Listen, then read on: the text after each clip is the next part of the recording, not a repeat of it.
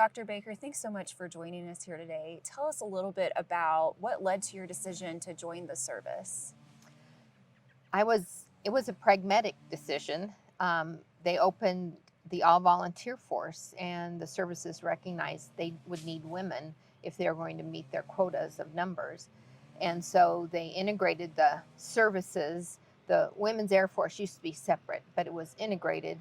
And I was offered, for my last 2 years of college through ROTC, a stipend that paid for my room and board back then.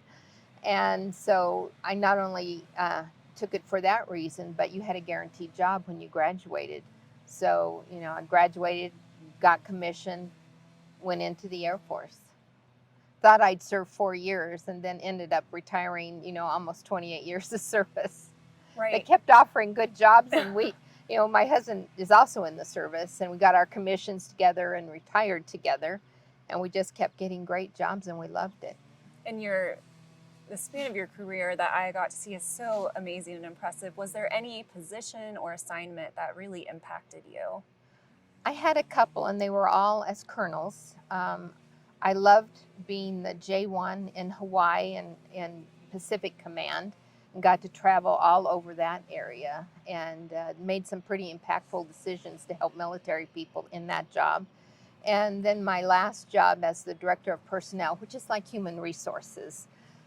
In that job, I looked after the needs of about 29,000 people, civilian and military, and that was a very challenging and rewarding job. I can imagine that many people trying to manage. So I know one of the things that's close to your heart is your current position with the Community Grief Center. Talk about how your career transitioned you to that role.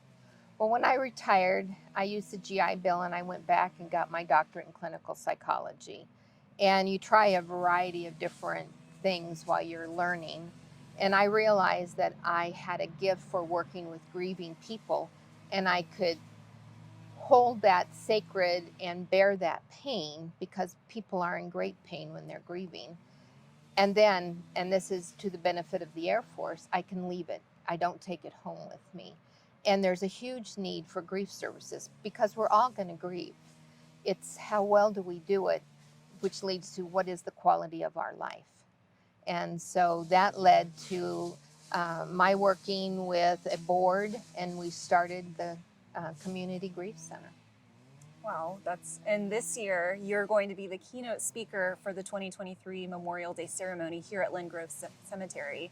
Thinking about Memorial Day, and there is grief associated with that, and with your expertise and background, what would you like community members to know about this specific day?